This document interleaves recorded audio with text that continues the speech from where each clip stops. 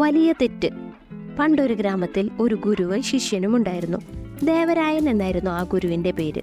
മഹാപണ്ഡിതനായിരുന്നു അദ്ദേഹം.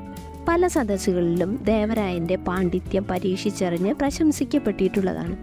എന്നാൽ താനൊരു മഹാനാണെന്ന ഭാവമൊന്നും അദ്ദേഹത്തിനില്ലായിരുന്നു.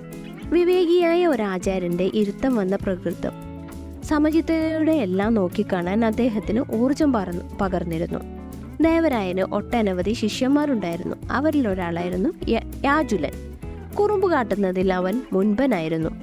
ഗുരുവിനോടൊപ്പം താമസിച്ചുള്ള പഠനകാലത്ത് ചില്ലറ കുഴപ്പങ്ങളും കുസൃതിത്തരങ്ങളുമൊക്കെയായി അവൻ അങ്ങനെ കഴിഞ്ഞു.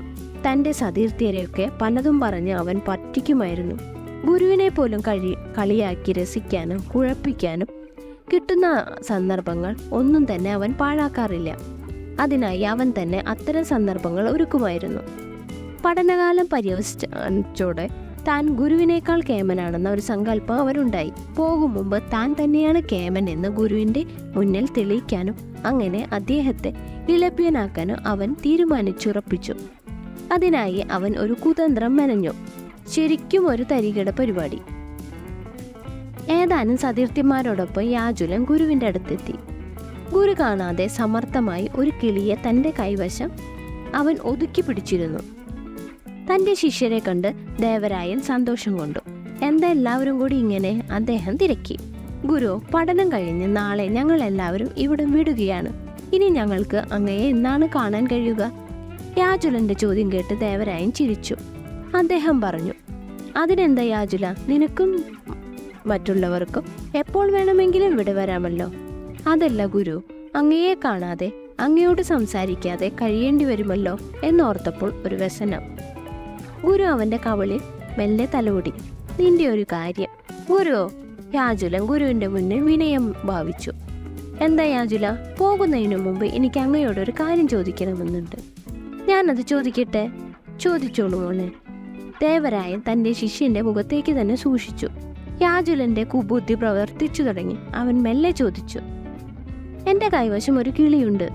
അതിന് ജീവനുണ്ടോ ഇല്ലയോ എന്ന് പറയണം. ഗുരുവിൻ്റെ മുഖത്ത് ഒരു ഗൂഢസ്മിതം മിന്നിമിന്നു. യാജുലൻ ചിന്തിക്കുകയായിരുന്നു, ഉള്ളിൽ ചിരിക്കുകയായിരുന്നു. ഇക്കുറി ഗുരു പെട്ടെന്ന് തന്നെ. കാര്യം കിളി ചത്തതാണെന്ന് പറഞ്ഞാൽ അതിനെ പറത്തിവിട്ട് ഗുരുവിനെ പറ്റിക്കാം. ജീവനുള്ളതാണെന്ന് പറഞ്ഞാൽ അതിനെ ഞെക്കിക്കൊന്ന് ഗുരുവിൻ്റെ പ്രാവീണ്യം പൊളിക്കാം. ഏതായാലും ഗുരു ഇന്ന് തൻ്റെ മുന്നിൽ തോറ്റത് തന്നെ. യാജുലൻ ഗുരുവിനോട് വീണ്ടും തിരക്കി. അങ്ങൊന്നും പറഞ്ഞില്ലല്ലോ. ഉത്തരം നിന്റെ കൈകളിലാണ് യാജുല. നീ തീരുമാനിക്കും പോലെയാണ് കാര്യങ്ങൾ. അവന് തിരിച്ചൊന്നും പറയാൻ കഴിഞ്ഞില്ല. സതീർത്ഥ്യരുടെ മുന്നിൽ അവൻ തന്നെ അപഹാസ്യനായി.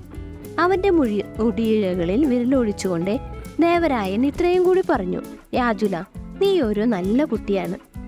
ഇതിലും വലിയ തെറ്റുകളൊന്നും നിനക്ക് ചെയ്യാൻ കഴിയില്ല. അവൻ്റെ കണ്ണുകൾ നിറഞ്ഞു, കണ്ഠം ഇടറി. അവൻ ഗുരുവിൻ്റെ പാദങ്ങളിൽ വീണു. എക്കാലവും എന്നും ഗുരുവും ശിഷ്യൻ ശിഷ്യനും തന്നെയാണ് എന്ന പാഠം അവൻ പഠിച്ചു.